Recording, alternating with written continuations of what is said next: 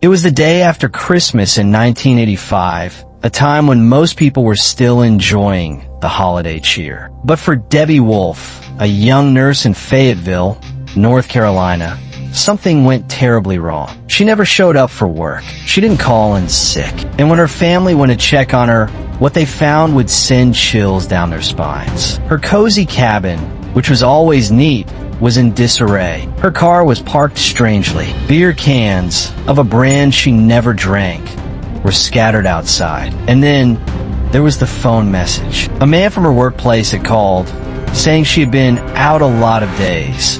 But that wasn't true. Debbie had just worked her shift the day before. Something wasn't right. When the police finally got involved, they searched her property, but they didn't search the lake near her home. It wasn't until her mother hired a private diver that the horrifying truth was uncovered. Debbie's body was found submerged in the water, but the details? They didn't add up. She was dressed in clothes that weren't hers. Shoes too big, a bra too large, pants too long. And the biggest mystery of all?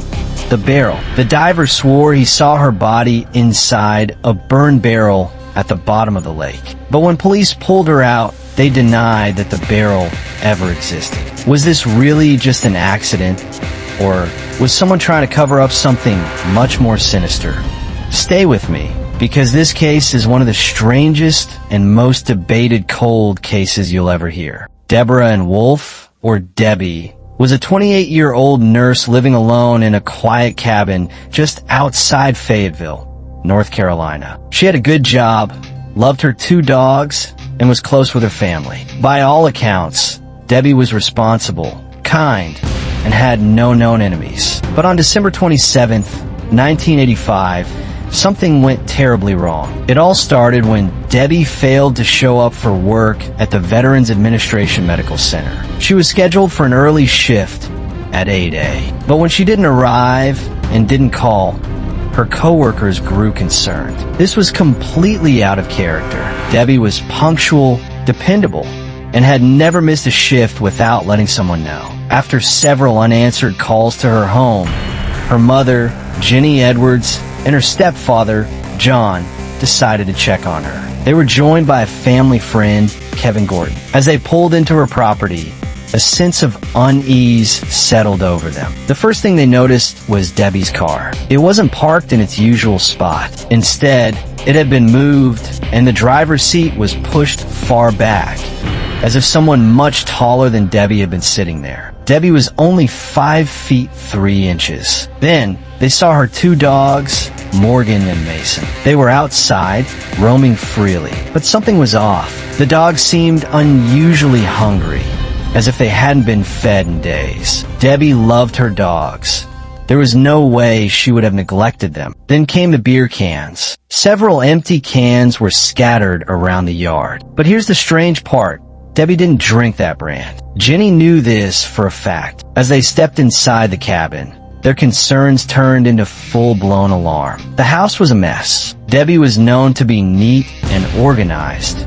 Yet now, personal belongings were scattered across the floor. A nursing uniform was lying in the kitchen, except it wasn't the one she had worn to work the day before. And then they found the phone message. On Debbie's answering machine was a message from a male co-worker. His voice was calm, but his words sent a chill down Jenny's spine. "Hey Deb, missed you here at work today. Just wondering how you're doing. If you're able to give me a call up here at the ward, I'm at number, or give me a call at home tonight. You've been out a lot of days. You make me worried when you miss another one. Just want to make sure you're okay." But this didn't make sense. Debbie had not been out a lot of days. She had just worked her shift the day before. Why would this man say that? Jenny immediately called the police. But what they were told next made their hearts sink. The authorities said they had to wait 72 hours before they could officially search for a missing adult. Frustrated but desperate for answers, Jenny and John searched the property themselves, but they found nothing that led them to Debbie's whereabouts. It wasn't until December 31st, for days after Debbie vanished, that the police finally conducted a search. Bloodhounds were brought in, and officers walked around the property.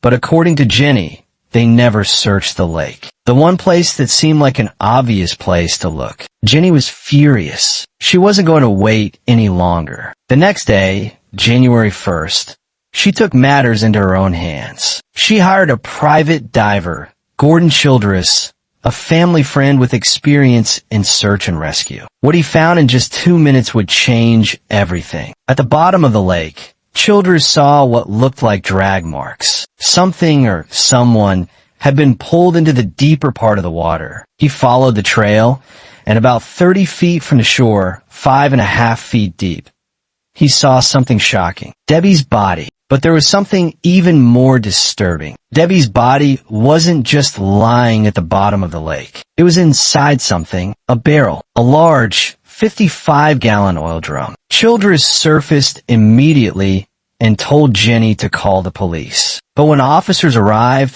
they didn't pull the barrel out, only Debbie's body. And then something even stranger happened. The next day, when Jenny asked about the barrel, the police denied it had ever been there. But how?